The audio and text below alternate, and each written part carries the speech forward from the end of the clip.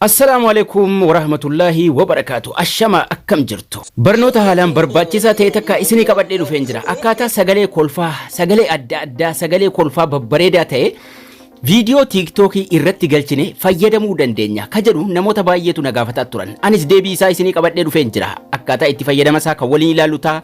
Obboleeyyan chaanaalii kana afaaraa taatan viidiyoo kana daawwataa. Subscribe kun gurraacha'ee jira taanaan subscribe kana tuquu hin dagatina. Sakandii xiqqoo isinitti fudhata. Akkasuma laayikiin sakandii xiqqoo isinitti fudhatti.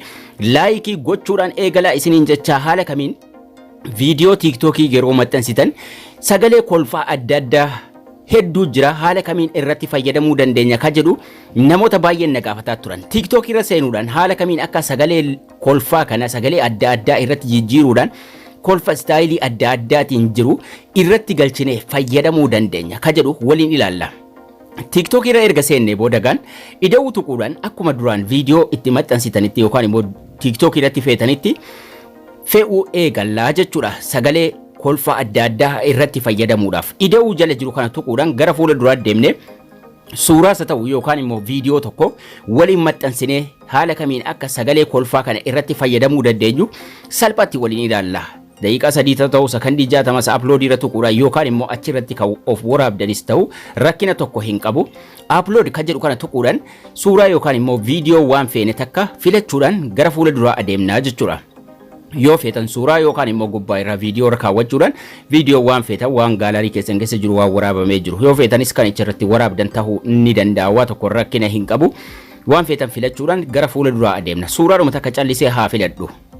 Suuraadhuma tokko filachuudhaan next tuqne gara fuula ittaanu dabarfanna. Next yeroo tuqne haala kanaan finnu sagaleelee kolfaa irratti galchuuf egaa yoo bakka kana haala kanaan fidee X tuqna yoo sagalee ofii isaatiif irratti galchee add sound ka jedhu kun gubbaarra jira. Erga haala kanaan nuuf dhufee booda jechuudha erga filannee next tuqnee dhufnee kaane waan nuti filanne gubbaa add sound sagalee itti galchi ka jedhu kun gubbaa irra jira.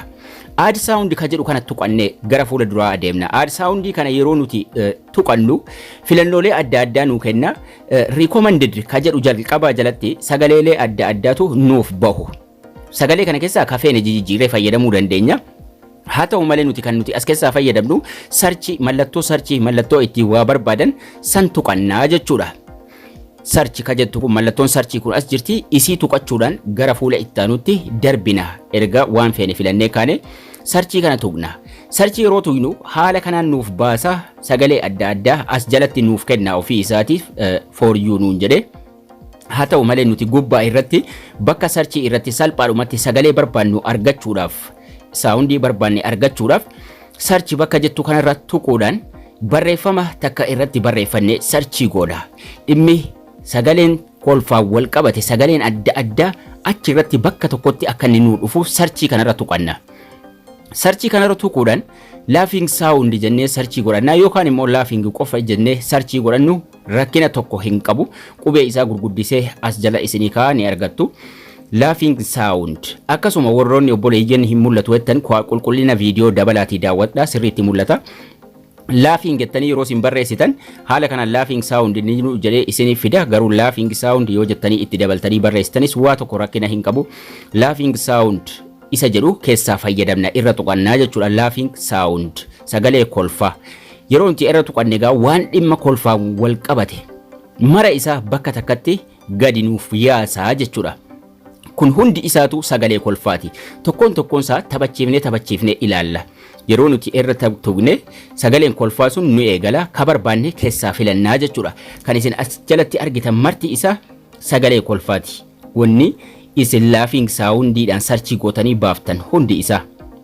Tokkoon isaarra tuqxanii taphachiisuudhaan ka keessaa isinii tahe yoo barbaadan asitti streamii gootanii gidduudhaan murtanii haga barbaadan fudhachuu dandeessu yookaan immoo raayitii godhachuudhaan gara fuula duraa deemnaa jechuudha.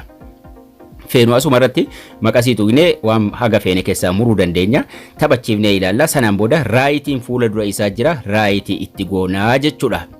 Raayitii yeroo nuti goonu geessee irratti galcha. Haala kanaan fidee isinii baasa. Mallattoo maqasii sana tuquudhaan haga barbaanne dalga haa xaa'uudhaan keessaa fudhanna. Sakandii 15 yoo barbaadan sakandii 10 irraa eegalee haga barbaanne irraa fudhachuu dandeenya. Dalga haa xaa'uudhaan harka keenya gara bitaatti haa xaa'uudhaan bakka feenerraa eegalchiisuu dandeenya jechuudha.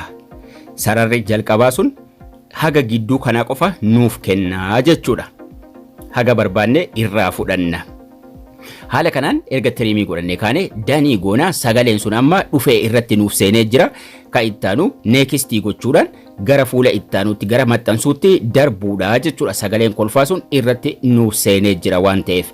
Laafing saawundiidhaan sarchii gochuudhumaan egaa sagalee kolfaa haga feetan isiniif baasa irratti galchuudhaan neekistii tuqxanii mata duree viidiyoo keessanii irratti katabachuudhaan poostii gootu jechuudha. Yoo barbaaddanis achuma keessatti seevii godhachuu dandeessu. Har'aaf egaa kana kan isinii qabadhee dhufe viidiyoo tokko irratti yookaan immoo guutuu irratti sagalee kolfaa irratti galchuudhaaf. Kutaa ittaanuu irratti na eeggadhaa akka bakka barbaannetti immoo haala kamiin galchuu dandeenya isa jedhus isinii qabadheen dhufa.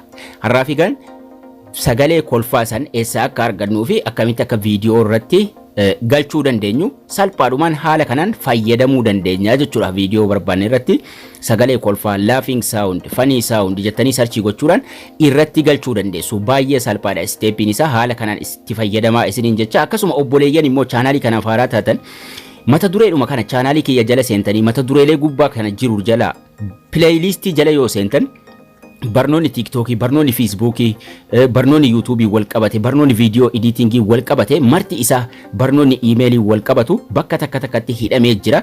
Barnoonni wal fakkaataan achi jalaa salphaatti argachuu dandeessu isiniin jechaan. Egaan barnoonni keenya har'aas kana fakkaata. Akka isin irraa barattan abdii guddaan qaba. Laayikii, sheerii gochuu hin dagatinaa isiniin jechaa haga barnoota kutaa ittaanu walitti deebinutti turtii gaarii nagayaan tura.